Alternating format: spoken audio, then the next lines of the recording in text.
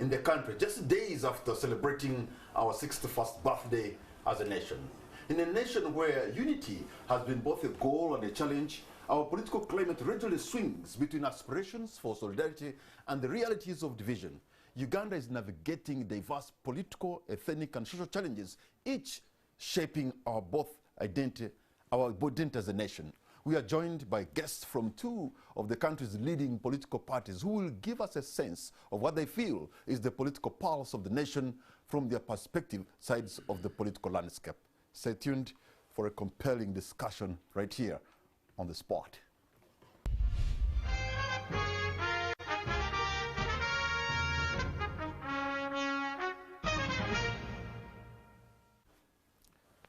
Honorable Brandon Alex Kintu, Member of Parliament for Kagoma North and spokesperson of the NRM caucus in Parliament. Thank you so much for joining us, sir.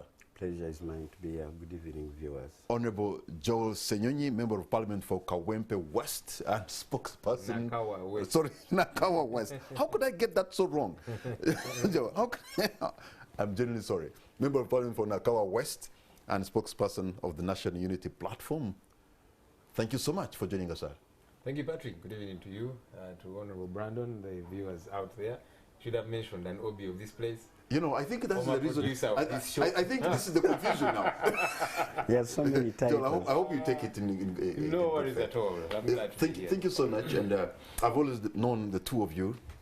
And sometimes I think you're the future of this country. But let me not get into there so much, because the two of you speak for the two important parties that are in charge of our nation. We've just celebrated 61 years of independence. Joel, let me begin from you. What have been our misses? What have been our opportunities? This country, 61 years, really still taking baby steps if you can. We're still having, you know, teething problems, because some countries are 3,000 years. China, maybe 250, I don't know, the United Kingdom. But there we are. What a journey has it been in your own perspective? 61 years of independence ideally should be a big thing. It is a big thing, I would like to think. But it's good to do an audit. Yeah, it's good to... I chair an accountability committee in Parliament, and we like to look at audits and audit entities. So you've had this entire financial year, you had this budget, what did you do with it? So it's important that we account for the 61 years that we have been in charge of our country. Yes. Self-rule, as it were. Because you see, our grandparents who fought for independence, they had a reason they did. The colonial masters who were roughshoding over them, mismanaging our country and the people whom they found here. Imagine, they came from wherever they did, came here, and they decided to throw everybody off the cliff. Time came, and people here said, no, enough is enough. We want to take charge of our own affairs because we can do a good job. Okay? And it happened. And of course, we've had several transitions. Sadly, our country has never seen a peaceful transition of power. From the time, I mean, even independence was not a peaceful transition, because blood was shed, it was sweat, it was a real hassle, until the white man was pushed to the wall and said, okay, I'll hand over to you. And since then, we have had a cycle of violence whenever there has been change of power. And every leader that came was seen as the new beacon of hope. This is what we have been looking forward to. Each one of them, you know, who came through a coup d'etat or that kind of situation and so on, people would say, this is the one. And after a very short while, it became like a mirage. You know, mirage.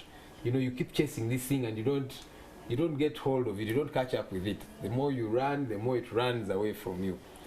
And then we have had the NRM, which has been here for now, you know, nearly 40 years.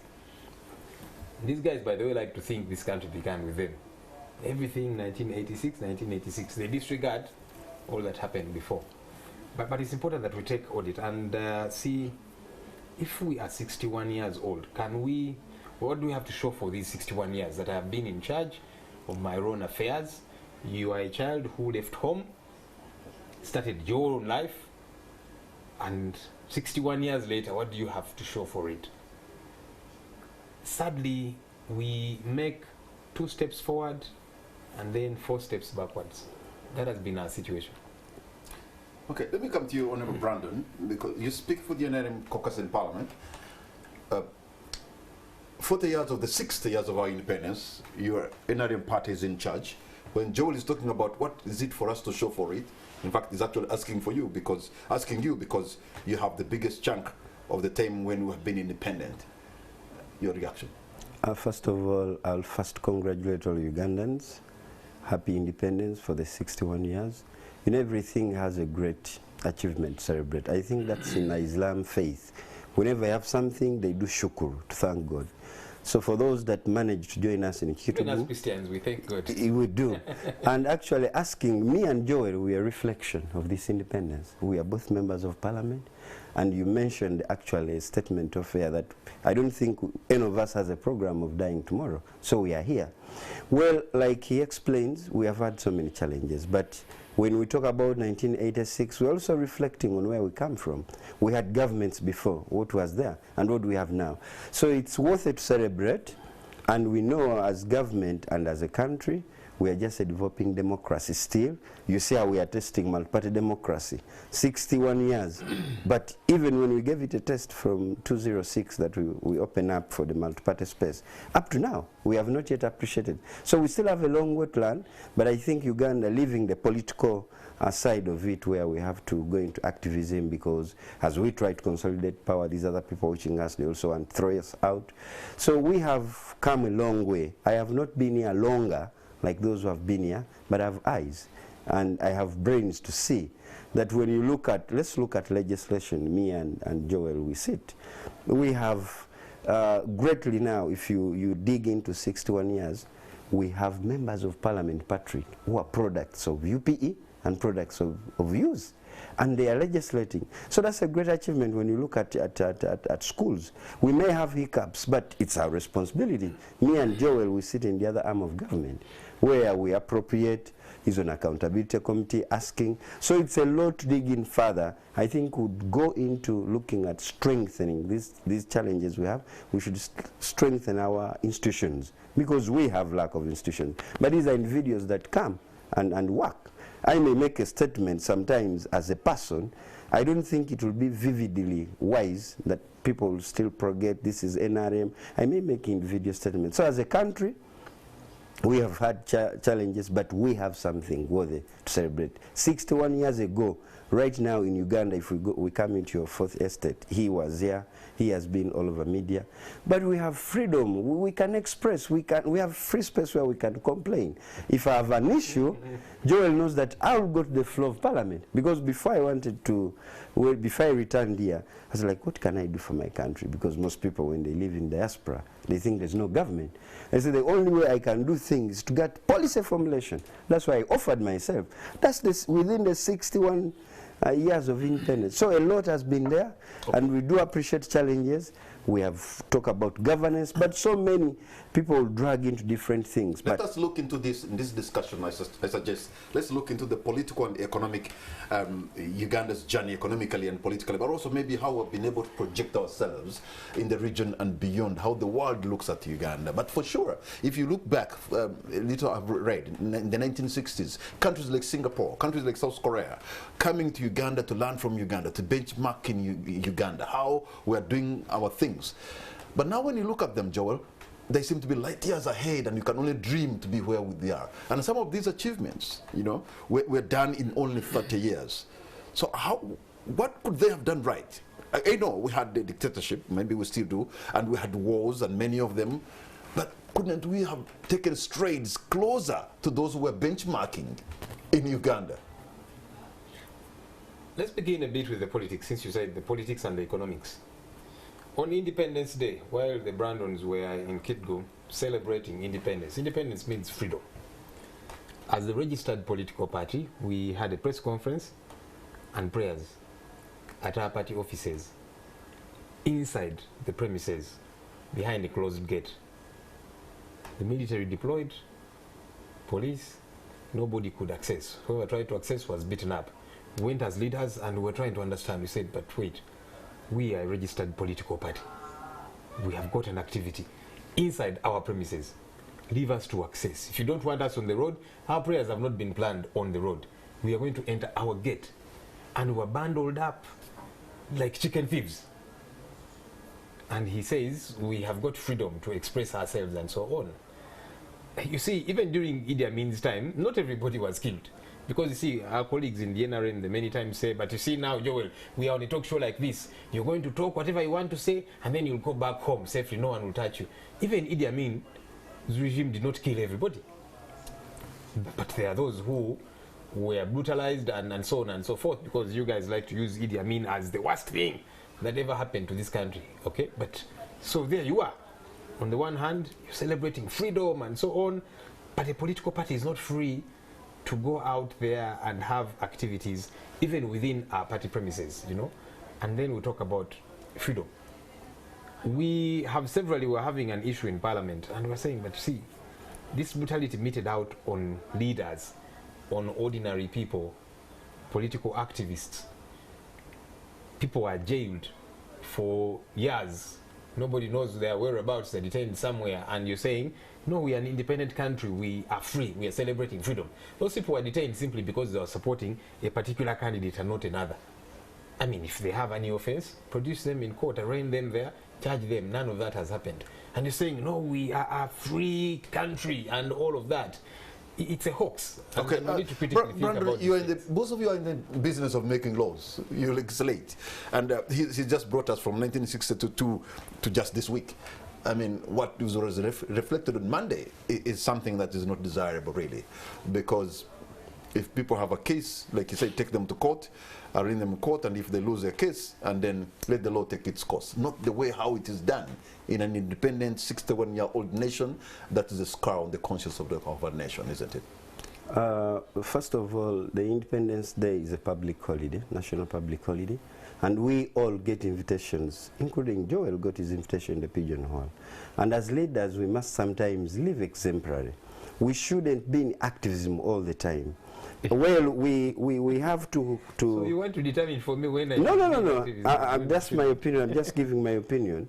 Because these political parties also have background. We have seen now trembling political parties because they believe in individuals and the way things act. We are not going to be and say that the action that happened to the NUP officers was legally binding. I would not be sober. So, but it's very unfortunate that it happened the way, but sometimes in governance there's some background check. And I saw my colleague being wrapped up here, and I didn't take it in good faith because he's also a leader. Maybe they had something to communicate. But I would also request that political parties, I don't know in Uganda whether it's in the Catholic Church we have a sin that is called sacrilege, that there you cannot even enter purgatory. It's very, very, very unusual and unfriendly that you will see. I will invite Joel in my constituency. If I invited him and he came, the next day the foot soldiers will attack him. So we should create a situation that we are Ugandans. Before even these political parties came, NUP has just come. He was belonging somewhere and the rest of other people. So we should look at a modification, because government, we've been having so many hiccups. We had a hiccup in FDC. Remember, Patrick, if you follow the history of the nation and the rest of the world, some revolutions start like that. Government is in check. Government, we must watch. We have a contract with the Ugandans for 5 years. So some revolutions start like that. What do you mean exactly? Yeah, we may think the Joels are just discussing in there. Before you know, we're in Chitugum, they take over State House, and then they come in power. So you're this paranoid? No, we are not paranoid. We are simply keeping watch. They watch us by and we watch them. So now, those other acts are actually in the right, because if I went there putting on my black shirt, I would be roughed up. They don't even know this is Brandon, is NRM. So we still also condemn, because we are citizens. We have seen people who have been in government. Recently, about 4 or 5 years ago, a young man, cadet, stopped one of the most influential persons in this government, that you can't cross the bridge. And we're saying, why? Yeah, you made this law. A young man of 27 who is my OB, and ordered one of the most powerful persons in this country. So we should also, I think our role, you asked as Parliament, Joel, we are here. Let us look, we have committees, Parliament works in committees. And we have asked the minister as the Committee of Internal Affairs and Defense to come and explain this, because we are a democracy country. To explain about how NUP was handled on that day. Exactly. Joel, we have written. Again, doesn't that show? And we shall come up with a report. Perhaps, yeah, that, well, Uganda is still in a democratic path. If, And if the NRM is saying, calling their own minister to come and explain what happened, what do you make of that? Because just a minute, these are Ugandans, these are leaders. They were, like Joel said, it's a political party that is registered. We need an answer so that it doesn't happen again. But you see, this has happened for the umpteenth time. Okay, and it's the same rhetoric of let's invite the minister to come and make a statement. It has become a ritual of sorts. On that floor of parliament, we have said time and again, people have been brutally killed. We want answers. To date, there has been no answers. This morning... Are you saying the parliament in which you sit cannot have any impact on the social-political affairs of the country? On another day, maybe, Patrick, no, but you said because we should have a comprehensive talk show just to talk about that parliament, but I can talk about it in a minute. In respect of saying that you know, we have done this every time, as if nothing good in that aspect can come from the parliament where you sit. The Honourable Brandon, in his statements earlier on, I hope he remembers, he talked about institutions breaking down, and he said that's not a good thing. That's part of their legacy as the NRM. They have broken down institutions. One of them is that parliament in which I sit. It has become a joke, Patrick, very sadly. And that's why it is not taken serious, even by the executive. Because we sit in that parliament today. So it has become a joke, you're becoming clowns? Sadly, it is becoming that. And I'm at pains to say that because I sit in that parliament. I'm a leader in that parliament. I chair a committee. So I'm at pains, you know, even when I say that. We're having a chat about what happened earlier on today. An MP, you know, said the Honourable Zake came to my constituency, and you guys covered it in the news anyway, came to my constituency and he said bad things about me, etc., etc. And so, you know, the entire session was about that until it was adjourned, and then the speaker said, now Zake will send you to the disciplinary committee. In my mind, I kept thinking, but the people out there who sent us to legislate, to talk about critical issues that affect them, issues of human rights violations, you know, issues to do with democracy, issues of the economy, policies that are going to ameliorate them. And they're watching us discussing what I think are petty issues. Because you see, if you have been offended by a member outside of parliament, you go to court. And I'm not saying she doesn't have a right to be annoyed, because you see, we are different. I can say that, Honourable Brandon, you are a fella. Brandon might take it easy. Another person might be annoyed. Now, that person has the right to be annoyed. But when you are annoyed, take your anger in the right space. Don't come and waste parliament time. Parliament that is supposed to be discussing critical issues. We're now discussing who attacked who on social media, who abused who in a constituency. If that issue happened in parliament that we are debating. But I thought all of you members of parliament, you have all these orders, point of order and procedure and kind of stuff. Why don't you just read them out of order? But just because the 500 of all of you accepted to have that discussion, that is a scar on the entire parliament, like you are. And that's why I'm saying, we expected 500 of you to say this is out of order. That's why I'm at pains. Actually, you know, on my end, some of my colleagues raised it to say, but Honourable Speaker, we have had people who have been offended in one way or another. Those matters did not come to this house. Because you see, we're going to get to a place where a husband and a wife fight at home, and then it becomes a matter of parliament.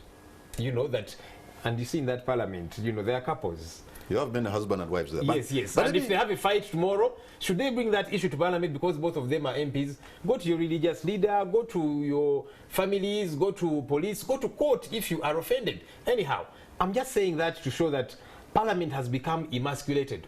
And that's why, Brandon, we can sit in that parliament and, for example, censure a minister. And the minister says, to hell with you.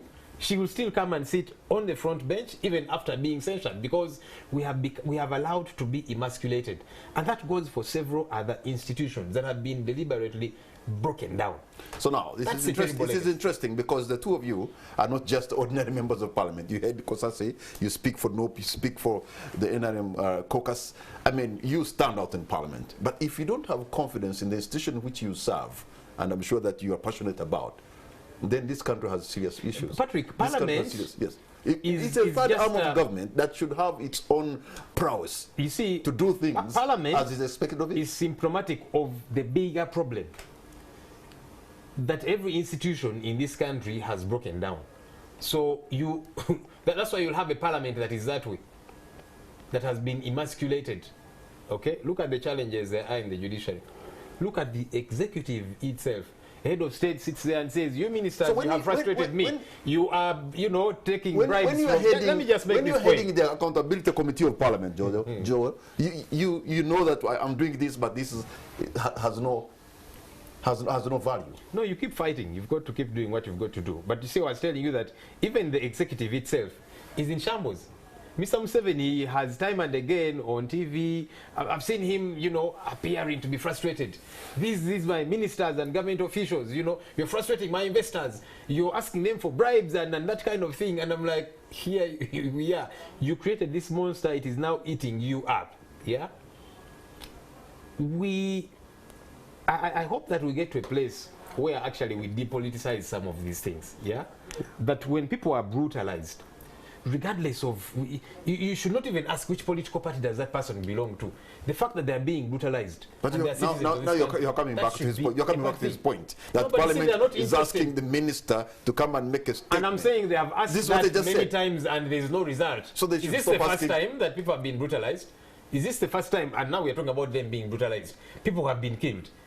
And again on that floor there was noise and there's been no answers. Brandon, you know, you have been there before. So the issue is what is the value of you reporting something to Parliament or maybe minister coming to make a statement if we can't see any change for better? First of all, what's the point? Our committees have, Joel is a lawyer, they have powers of the High Court, our committees that we sit on in Parliament. And then the other thing, before we talk about the House... We produce reports and they are discarded. Before even we talk about the House, let's talk at individuals, because what makes up the Parliament? This was a house where we used to see those great men. We talk about the Ben Watchers, the Mountain, and those names that we know. In my constituency, the man I replaced, Dr. Frank Nabuiso. So these were great men that would carry themselves. When we get elected, Patrick, we go through an induction, orientation. And I don't think maybe some people just shun them because they don't value. That they would even teach you the smallest thing. How do you hold a fork and a knife? How do you talk? Etiquette. How do you talk that you're not sprinkling salivas to your neighbors? But some people just take it for granted. I think this would have been an eye-opener. I also greatly regret because at our side as government, we are supposed to bring business. We had business, the order paper was very wide. But because of the nature, Joel and I know that we have comradeship. We have our rules that are clear. As a member of Parliament, even if Joel slapped me, to my level, we are different people, we have different tempers, but I don't know how to address that. I will not do the same, because he is my comrade, irrespective of the political affiliations. So let us also not look at the House. Some things are done, it has gone, but we need also to look at it. How does society also, how will the society hear a member of Parliament in the name of Joel, who has been a star before he became an MP, and is maybe defaming or talking, take him to court, don't waste Parliament's time. Before we go that, let's also look at humanity. We must have leaders. This also goes to the voters. This also goes to the voters. We do elect sometimes members, we do elect leaders in wrong positions, they cannot. But that's why we have an orientation to understand. I condemn what has happened today, but I also condemn the acts. I wasn't in Rakai, but I heard and we saw videos. We have, as government of Uganda, tried to empower women. He knows. We have a very strong forum, Uganda Women Parliamentary Association. It's actually the most leadership, except for Pendi, they are all NOP. Even the vice chair, who is Brenda Nabukenya and the rest. When the women MPs were arrested, the opposition, and wrapped up on pickups, these women stood. So what's wrong with the women standing up? It might have been brought at a wrong forum, but this is also a house where you can express. Honorable Chinyamatama came, she was crying, and it should be an issue of national importance. We have that time. And she was crying out, and society has picked. We have heard voices from Mitiana and other places. So I think we need to check, we as leaders, do we portray ourselves? How do you carry yourself as a member of Parliament? What comes out of you? This should be essential. When you have such a unstable mind, it will definitely affect our politics. We shall start fighting on petty things and it will go on. So we also have to check, as we have lost today. I know Parliament is coming back on Tuesday, we shall have the issue, but we have lost a lot of legislation. The way he says, I agree with him. I met someone also and he was condemning, instead of talking about the prices, these things, but we have also to have leaders with moral authority. That's when we can have development, and our motto says, for God and my country, we stood together with the Joels to make sure we kick out. We don't accept the gay bill. We should also stand, let the public not despise the House. Gentlemen, what I see today, and I seem to hear, there's a lot of bitterness, there's a lot of anger. You need a small spark like this to realize that Ugandans, in a way, are emotionally charged, even though they're trying to contain their emotions. Any slight mistake, Kampala can just go bonkers. And you know why? What do we do with this? Because we may look very cosmetic. We are here, we're talking, and everything is fine, but just need one spark, and we go south, Joel. Patrick, that's what scares me. We are a heavily indebted poor country. Epic. The last I checked, our debt burden was about 88 trillion shillings. And it's growing by the day, because even last week, you know, the Minister of Finance came saying, now I want to borrow a lot more money.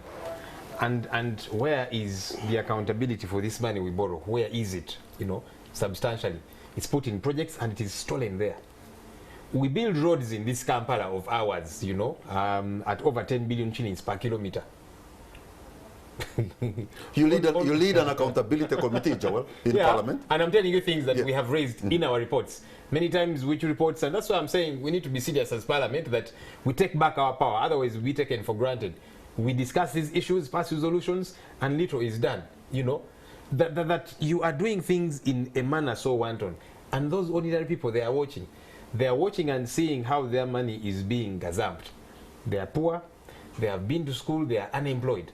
They go to hospital and they are giving birth on the floor. Not long ago I was making noise about Naguru Hospital, which is in my constituency. For 1 week, water had been cut off. Just think about a referral hospital, like Naguru Hospital, having no water for a week. I went there and the doctors told me we have closed theaters because we shall be, instead of getting people to be healed, we shall be infecting them a lot more because there's no water. You know, they cannot operate without water. And this was because that bill was about 1 billion shillings. But we are splashing money all over the place on things that just do not matter. Things that matter, we don't think they are important. Those things are not Ugandans. He talked about UPE. And he was, you know, excited that there are some MPs, even CEOs going through the same of UPE. You know, I like to say that even a dead clock is correct twice a day. Don't get excited that there is a member of parliament who is a product of UPE, and so that now becomes a representation of what UPE is. You go on ground and establish what is UPE. It is quantity education as opposed to quality education. You have one teacher teaching 100 pupils, and that teacher is teaching several subjects. The teacher is poorly paid, so they will attend when they want, because they will have to find another way of earning some little more money and so on. Honorable Brandon, do you know how much we give to capitation grant per child, per year? I will help you with the figure. It oscillates between 11,000 to 12,000 shillings. That's what we are using to educate and avail all that is required to this child to study in UPE. That's about 3,000 per term. And, there you are. And perhaps maybe, just think about that. I don't know how much per day. What kind of education is that? And then you're excited when there will be one or few lucky fellows that for one reason or another will come through. You know, even where there is a lot of weeds, there might be a plant that will survive somehow, but many others die. How many children drop out between P1 and P7 UPE? You need to look at the figures. And even then, those that keep proceeding, because Mr. Museveni says no one should lag behind. Would you rather have all the Ugandan parents, even those who are below the poverty line, start paying school fees? No, I'm saying we have what it takes to make that education quality education. We just don't care. We produced an alternative budget when we were discussing these things, and we're saying, guys, let's put a little bit more money here. They're saying, but where do we find the money? We said, get some money off State House. Get some money off classified. Some of these things, you know. Well, let's deal with corruption. We lose a lot of money to corruption. Yes, you've used a very powerful word. They just don't care. No, that's not actually true. You don't care, or you don't? No, that's not true. But like, you know, politics is one of the most growing economic activity in Uganda. Much as Uganda, we are trying to turn into a private sector-led country, and that will take us some time, but we shall get there. When you hear the Honorable Joel, he knows. I don't know whether he got a chance to study in the rural areas like some of us who are in Weng and Jinja. I remember in my village we had, I think, we had a primary school where we used to walk kilometers before I went to the seminary.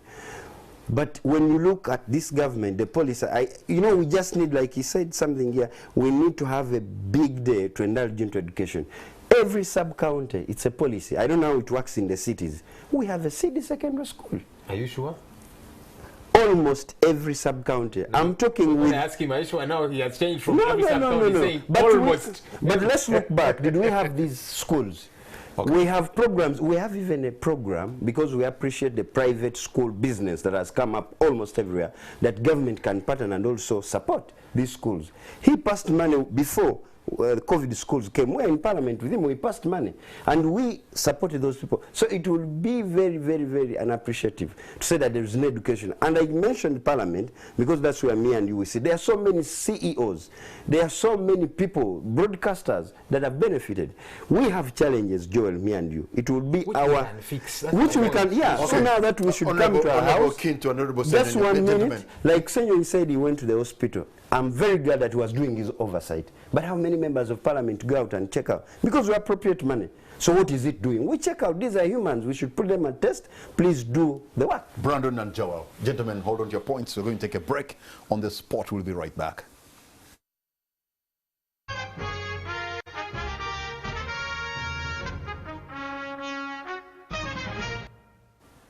Welcome back. You're watching On the Spot. My name is Patrick Kamara. My guest tonight are Honorable Alex Brandon Kintu, Member of Parliament representing Kagoma North, and Honorable Joel Senyonyi representing Nakawa West. And we're looking at Uganda's journey, the last 61 years of our independence. I just want, gentlemen, for us to look into Uganda's economy. As we speak right now, even Joel hinted at it, we are almost 88 trillion, in debt. And it's growing. I'm told a child who is born today will be indebted almost to close to 2 million shillings. I don't know how that's going to be in the next 5 years or so. But sadly, we don't have so much to show for the money that we have borrowed, and yet the appetite for borrowing is growing. That does not look like a sustainable kind of way of running business of a country, Honorable Kintu. First of all, even when you look at our budget is somehow like that, but when you ask, when the minister is reading, what will cover this? And then they will say internal and outside borrowing. It is not very nice to hear that, but you know, government is also run in a different way. But I think as also parliament, what we have to do is to demand. We have to do our oversight work. We have to look at the executive and also watch, because at the end of the day, we might be on the TVs explaining, speaking a lot of English, but when we go to Nakawa, when we go to Kagoma, and these voters, and by the way, nowadays Ugandans are very sensitive. They are watching politics and how trends move. We shall need to explain them. But the best we can explain to them is to utilize what we have, vis-a-vis, as we try internally. Because now, how do we handle this? Well, we're talking about, we are looking at economy. How much are we consuming that is coming from our country?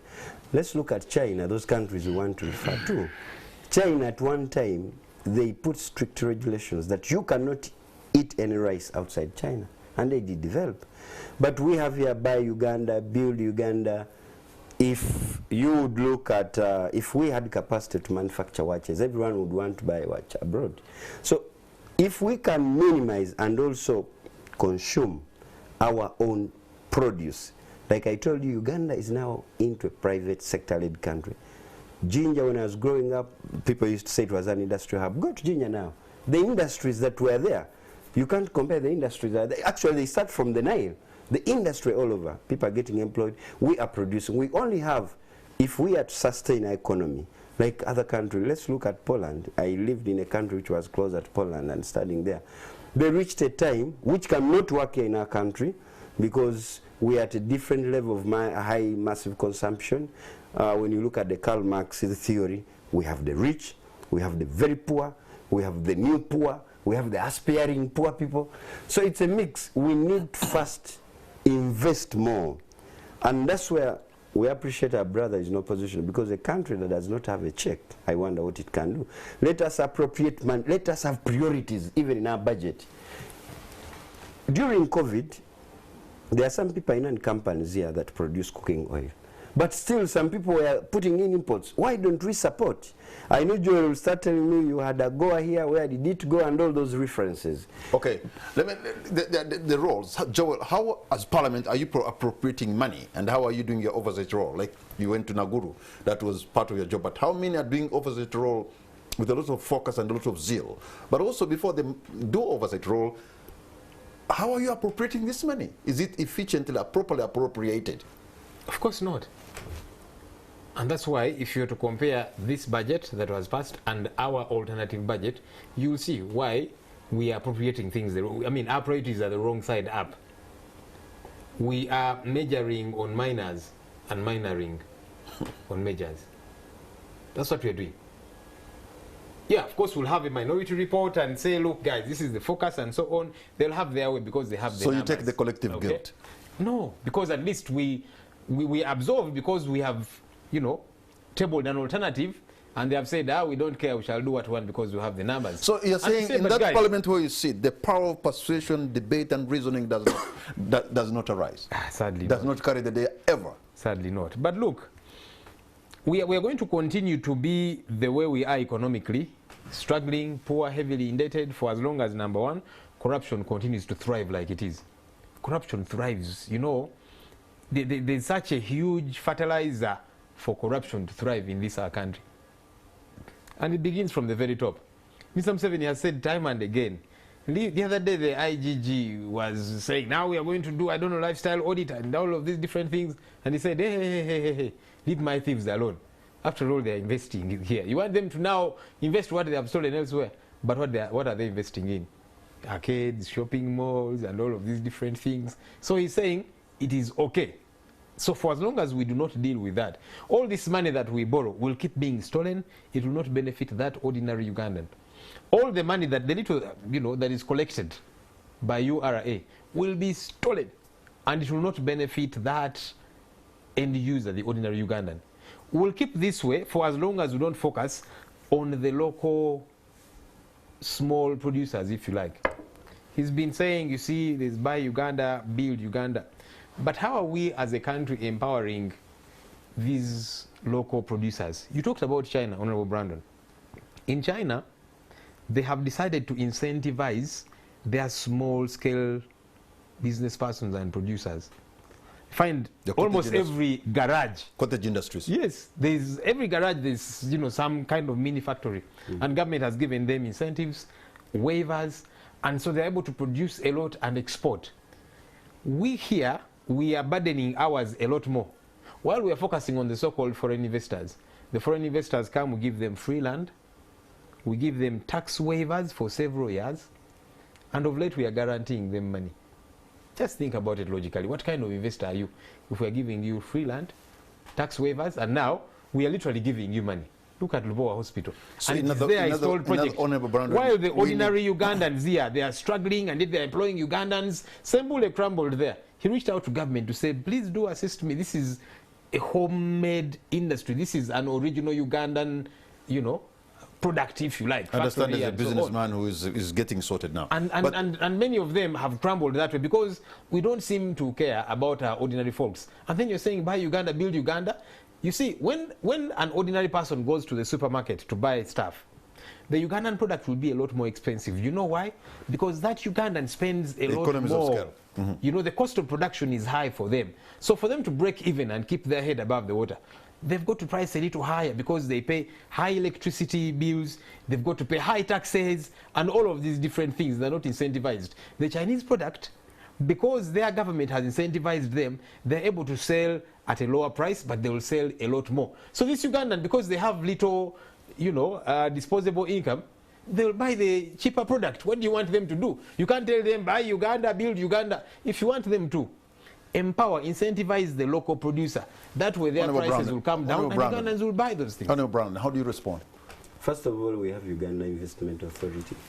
And I'm glad the Honorable talks about investment.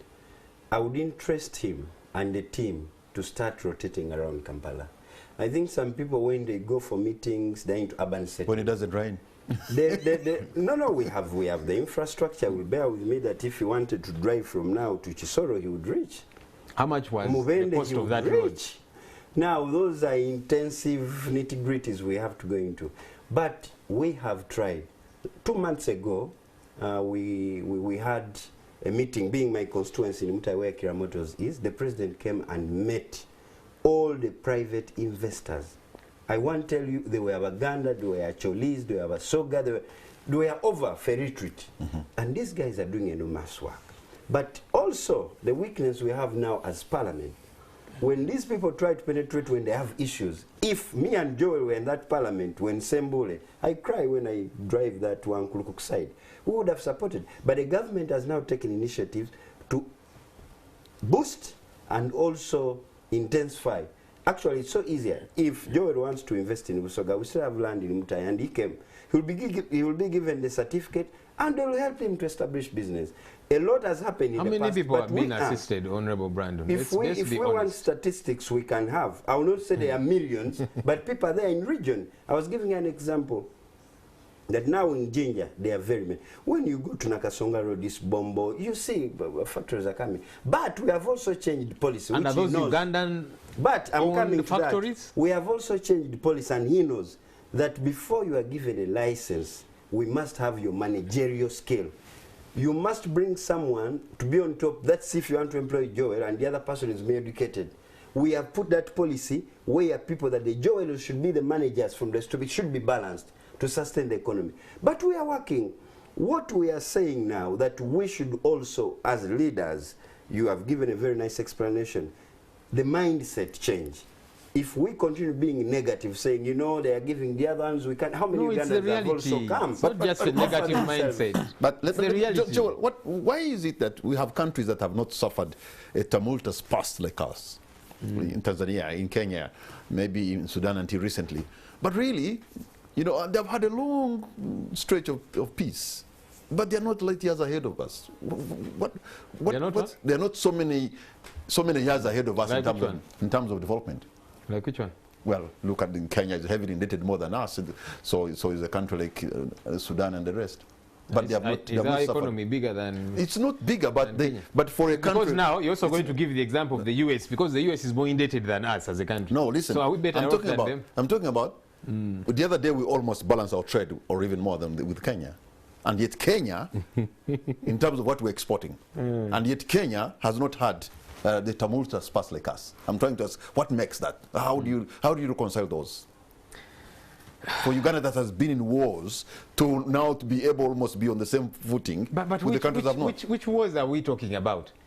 Because you see, so the exculpation that is many times given, the war in northern Uganda that ravaged that place for so many years, okay, there wasn't war here in the central and elsewhere. But just information, Joel, you know that Uganda is a landlocked country. Let's look at neighbors. Okay, now he's brought in another excuse. You see, Singapore, you gave the example of Singapore, because many years ago we were at the same level. And today Singapore is actually a first world country. And if you look at their GDP per capita and so on, they were a lot more disadvantaged than ourselves. Okay? They had no natural resources like we do here. Patrick, our problems are three. Number one, leadership. Number two, leadership. Number three, leadership.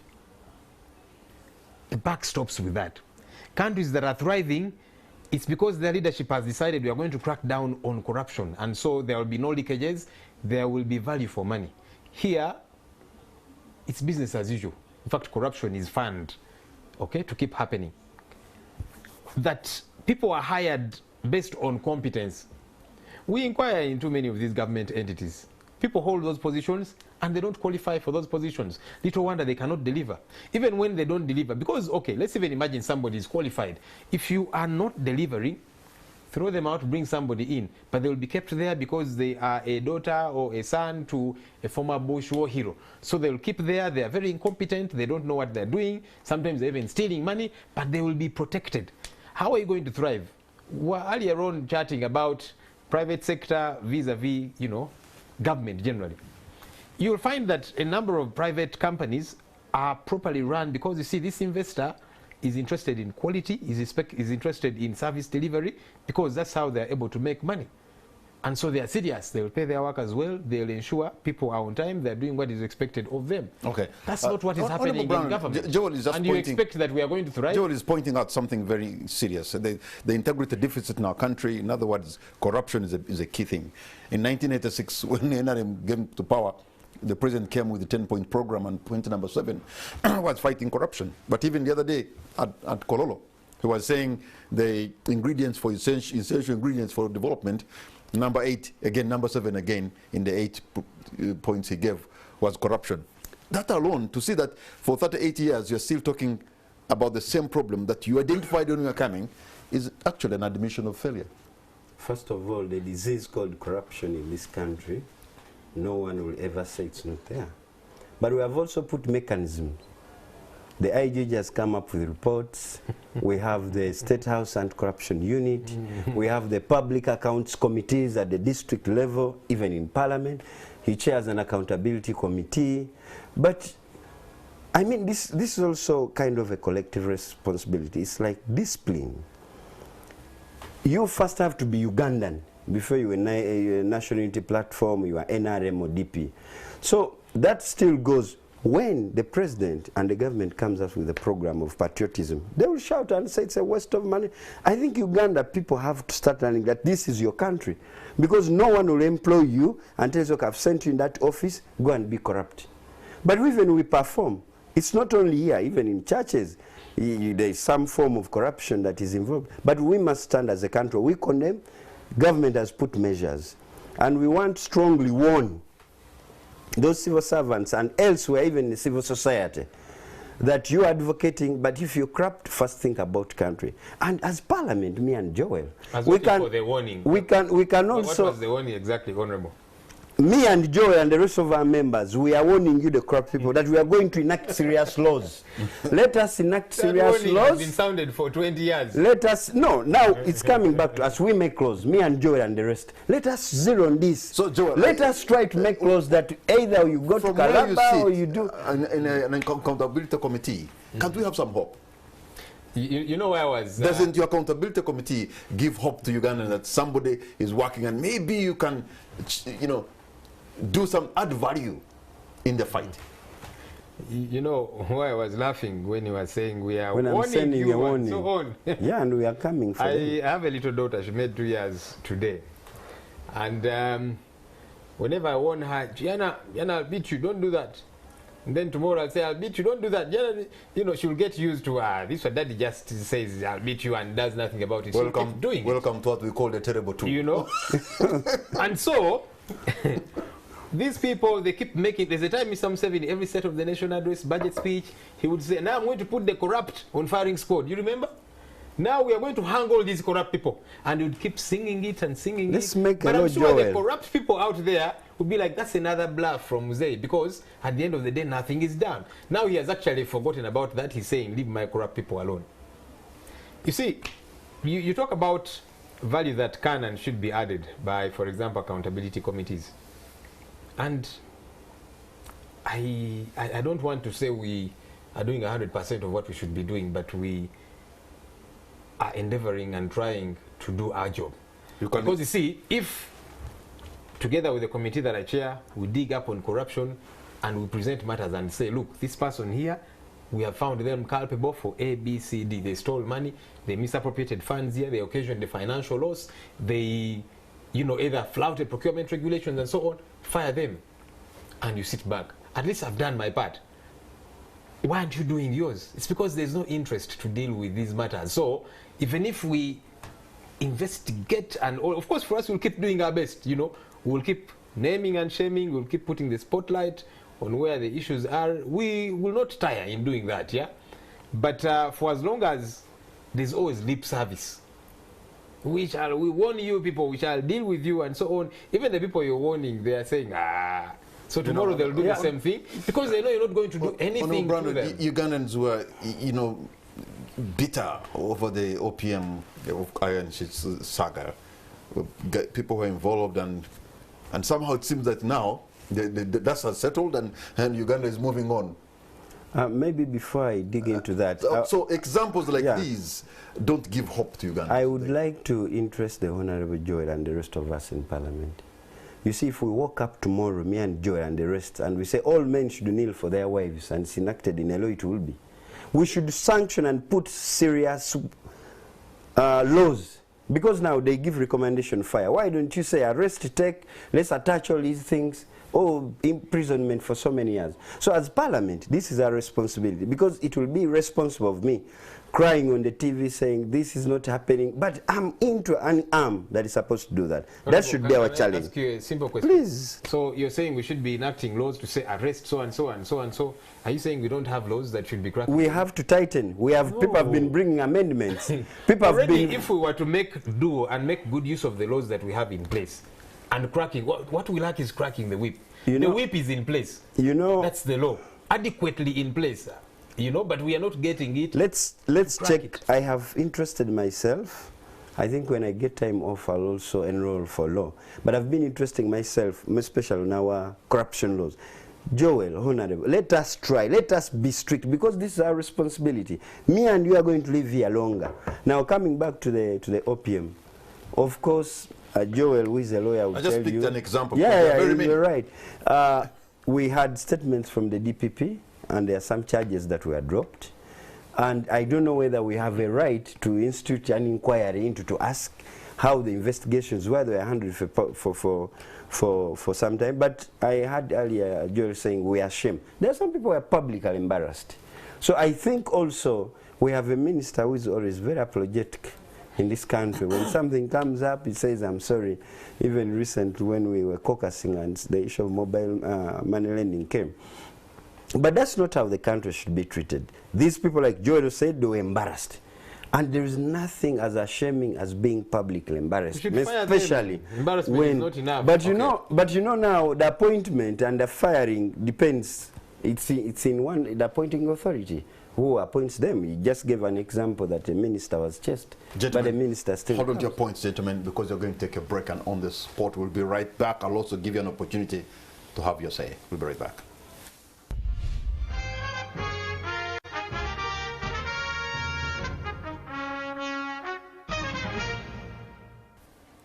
Welcome back. You're watching On the Spot. My name is Patrick Amara. My guests tonight are Honorable Joel Senyonyi, Member of Parliament for Nakawa West, and Honorable Brandon Kintu Alex, Member of Parliament for Kagoma North. And we're looking at Uganda's journey, 61 years of independence. But gentlemen, how have we projected ourselves? I mean, I'm going to be opening the line so that you two who is viewing from anywhere you are, you can be a part of this discussion. The numbers are going to be on the screen. Pick your phone and call us. And I know maybe you may disagree with Joel or Brandon. That is very normal. But remember to disagree with respect. So it looks like Joel is talking about leadership. And you think maybe we're in the safe pair of hands that is handling Uganda. Yesterday, on Monday, I had President Yoweri Museveni talk about, he has talked quite a lot about the politics of identity and interests. And maybe that is politics of identity.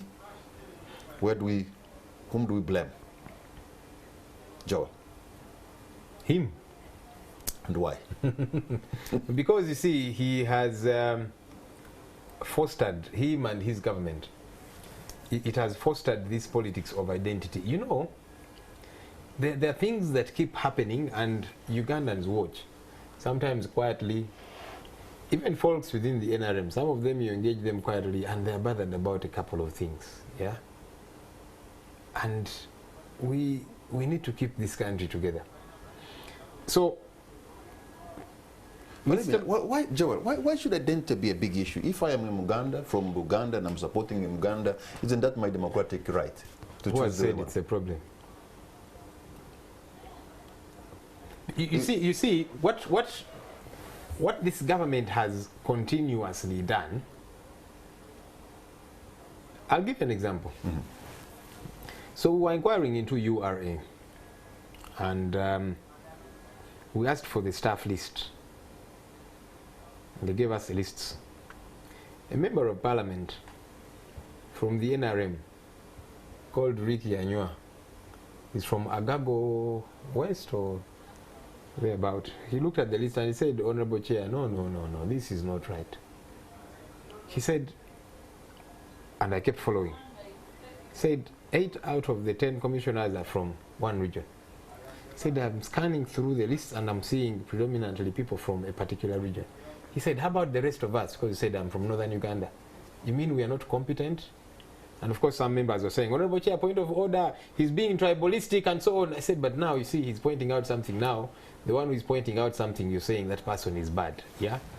And we don't want really this country to burn. We don't want this country to be divided. We need to address those things. Sometimes people give the excuse of, but you see, as long as somebody is competent. When you read our constitution, the National Objectives and Directive Principles, Part 4, Part 2.4 thereof, talks about regional balance, that it does not matter, okay, that let's imagine all ministers are doctors, PhD holders. They cannot be bent towards a particular region. It is wrong. Now, when Ugandans talk about these things and say, but this is not right, and then you begin to say, why are you being tribalistic? So the one who is pointing out something is the one you're saying is tribalistic. We need to deal with these issues because they are like festering wounds out there. People keep watching and they are bothered, okay? And you cannot say it happens unknowingly. Okay, if it happens unknowingly, fix it. So if there's another Senyonyi in Kawempe East and Senyonyi in Kawempe West and your brothers and you're competent, should we be denied the opportunity to be served by 2 Senyonyis because they're brothers? Patrick, don't bastardize this point, my brother. It's a serious issue, and it is sad that we even get to that level that we have to begin discussing these issues, yeah? But you see, look at Mr. Museveni's government. He has hired his wife as a minister. His brother, Salim Saleh, is like the de facto vice president. That man summons ministers, including the vice president, to Gulu, to Kapeka. That's how powerful he is. His son is a senior presidential advisor. He's pretty much in charge of the army there. His sister, Dr. Violet Kajubiri. The army, the CDF is from Rwenzori, and the deputy is from Kabiramaido. So don't discard what I'm telling you. You know, I'm only pointing out those things. His son-in-law, Director Agogo, now that one is literally the one in charge of export promotions. Forget about the export promotions board. He has literally taken over. This family must really be a very amazing family. We need to get a day when we celebrate them all and give them medals. Then when we talk about these things, he's saying you're being sectarian, but you are practicing it. So we who are pointing it out and saying this is wrong, and you say you're being sectarian. No. How do you respond? Deal with the issue. First of all, I know that every entity has an employment policy, a human resource policy. Such issues also raised during the report of NSSF. But to me, what is very, very important, I don't want to discuss regionals, but these are also sometimes personal sentiments. So we should take up responsibility, and I'm glad that that MP mentioned, then we look at what is the human resource policy and URA, because all Ugandans have gone to school, they have equal fairness to employment. I can give you another example in a minute. We presented a report on Higher Education Students Financing Board. It falls under us as COSASE. And one of the glaring things, because this one is in charge of giving student loans, yes. There were particular districts which had 500, 400, 300, 400, 400, you know, students benefiting. And then there are districts which are having 2, 1, and so on. And when we presented this report, it's one of those where there was no NUP, NRM, and that kind of thing. People were mad. Even from his party, and they were saying, but wait a minute, my district has only 2 people. Yeah. Why? For us, are we not Ugandans? Don't we deserve to benefit from this? Fix these issues. Actually, Joel, I sit on the committee also of equal opportunities. They came to us, and we had the same. And now that we raised them, there's some bit of recollection, and also most of them were just handling. People did not even know about that. Even in my district, yes, let me find these individuals that were there. They were not even existing. So we have to fix those things, but we had it in police also. People would complain on the DPCs everywhere, but now there is improvement, so we should just strictly follow the policies of these agencies, how they employ people. Open the lines. The numbers are on the screen. You call us and tell us what you think we have been like in the last 61 years. I understand we have a call online already. Hello? Okay. Once again, the numbers on the screen. You can call us and tell us what you think. We have a call online. I think we're having communication challenges. Hello. Okay, you're not going to agree on some issues, but at least Brandon is talking with some hope that we are trying to solve and some issues that we find. Yeah, but how are they trying to deal with these things? Just like when you were saying earlier, yeah, we are trying to fight corruption, we are warning you. You're here saying you're warning them, but the person meant to take action is saying, leave my thieves alone. You know? But I've given an alternative solution to that. Which one? That we should strengthen. We've been changing laws. We just changed the Computer Misuse Act. And yet we had already that. Why don't we look at serious things? Honorable Brandon, if we were serious, even if you're saying the laws that are in place are inadequate, yes, we're not showing that we're even using these inadequate laws at all. If you have a pair of shoes that is torn and you don't wear it, you know, there are thorns all over and so on, and you say, okay, let me protect myself. And you're saying, no, I will protect myself if I have a nice shoe. The little that you have, you're not making good use of it. And for me, I'm saying it's not even little. The laws that we have, if we were to use them effectively, because there's no law that allows corruption in this country. There's no law that says when someone steals, simply promote them, because that's what we do. Somebody is indicted here, you promote them. Somebody is censured as a minister, you promote them. And then you're saying we don't have adequate laws? That's a lie. Let me have a call online. Hello. Oh, okay. Can you say your name? Let me ask my producer to turn down that volume in the studio here. Just please. Okay, could you go right ahead, sir? I'm Joseph calling from Buera Mpondwe. Buera Mpondwe, go right ahead, sir. Yes, I'm asking. That Honorable King to Brandon. Yeah. Some of us we are not aware of that woman was reaching Anatama before the reaching Anatama. But for us, as Ugandans, we don't want to do that. Oh no. All right. Sorry about that. Somebody calling in from Buera there.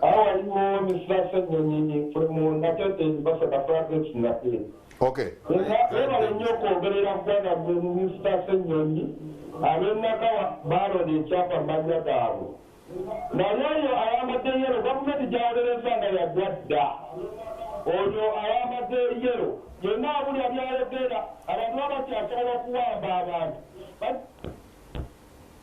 All right, you made your point. Where was he turned off? He was making his point. Anyway, but the man was making critical points and saying, "Look, people are being abducted." You and I are here, so I don't know. Anyway, I have another call online. Hello. Hello. Hello? Yes. What's your name and where are you calling from? My name is Billy. Can you say that again? I didn't hear you well. I need to reduce the Hello, my name is Billy. Okay, go right ahead. I'm calling from Bulenga. Okay. I'm calling from Bulenga. I would like to thank Senior Lee for representing us.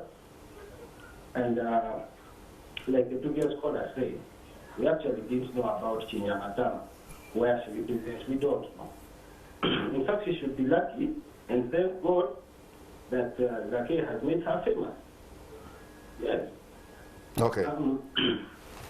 Zake was almost killed. All right. Very many people have been tortured. The world is under complete massacre. And then someone comes out to say something, and then we all feel like, oh, this is the worst that has happened to the NRM person. I think this is not the right time for us to discuss. Okay.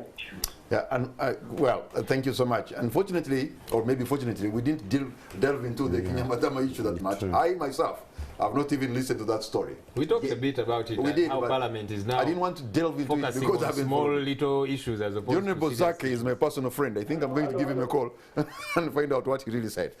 Hello. Hello. Yes. Hello. What's your name, sir? I'm Joseph calling from Chenjojo. Joseph from Chenjojo. You're calling from home. Go right ahead, Joseph. Okay. We are tired for an area. We are tired. We are tired. These people are deceiving us. My home people are tired of NRM. That's what Joseph is saying. We are They have tired, we are voted tired. NRM. But why? But, All the MPs are you vote for NRM in yourselves. Chenjejo. okay, Joseph, conclude your point, my brother. Okay. Those people are very corrupt. They are corrupt very much. They are corrupt. Very corrupt. You are tired of NRM and you think they are corrupt. That's what Joseph is They are saying. very corrupt. Joseph in Kenjojo, thank you so much. Maybe I can only take one more, and then my guests will be able to make their concluding submissions. I have a call online. Hello. Hello, Hello, what's your name? I'm Bonito. I'm sorry? I'm Taiwan Bonito. Bonita, go right ahead. You're on air. Yes. I just want to ask the Brandon Chinto. Why doesn't the government really work for the people? Why can't the government work for the people? Yes, because people are struggling financially. People are struggling. But when you see all that money that goes in corruption and it's being taken away from Uganda, really, at 61 years, you wonder what can our children... I somehow feel the pain in your voice, Bonita. But Brandon has listened to this, has heard the question, and he will be able to respond to you. Thank you so much, Bonita. And my producer is telling me we're not picking any more calls. And for that matter, gentlemen, let me begin with you. Honorable Joel, you're just getting kudos in most cases. How do you respond to some of these responses? Patrick, we should measure our 61 years based on certain parameters. Okay, if we are saying we are celebrating independence, freedom, let's have a parameter called freedom. How free are the people of Uganda politically and otherwise? People have been killed, people have been disappeared, taken in drones, and their family members don't know where they are. Others have been in detention facilities illegally for 2-3 years. They've not been produced in any court of law. Measure that independence, that freedom, based on that. We should measure our independence and celebrate it based on our economic growth. How have we grown in that area? I meet people who, 1986 singers, in 1986, our economy was this, today it is this. You see, are we where we ought to be? You can leave this place. How far is it to get to Chenjeju from here? How many hours? Maybe 4. 4 hours. Okay, so let's imagine 10 hours later, you, depending on the route you're to use. You are in Chegegwa. There you are. 2 days later, you're still on the way. You have made some progress, but is that the progress you should make? That's another parameter we should use. Service delivery. Because you heard the lady, Bonita, she's at pains even in her voice. She's saying, why don't you people work for Ugandans? Measure your independence, your celebrations, based on, are we delivering services to the people of Uganda? Okay. And it's easy to see that you're delivering these services or that you are not. These are issues that should be of concern to us. We moved from colonialists, these white brutes, because that's what they were really. They brutalized our people, and our grandparents said, no, you guys are brutal, away with you. We simply changed the skin color. But the brutality maybe is even worse today. All right. Brandon, I'll sure start with some questions. Bonita. Bonita, don't lose hope. I just need to find out what her parish is, because we have trickled money down to the parish level, and these programs are there. So I need to know, Bonita, please text me your parish so that I get in touch with that parish. You can have your because, yeah, so that she can be energized. We'll try to, and we are giving in videos. Brandon, I have a parish in my area called Bukoto 1. There's another called Banda. There's a zone in this parish, a village, called Mulimira. It has about 20,000 people. This is one village. There's a village in Banda called Acholi Quarters. It has like 25,000 people. Now, you or some people up country, you find the whole parish has 1,000 people. And so you expect this parish of 40,000 people, we have given you 20 million shillings, go and develop, go and prosper. Let's be serious. Don't promise people be but that's still my responsibility, and Joel.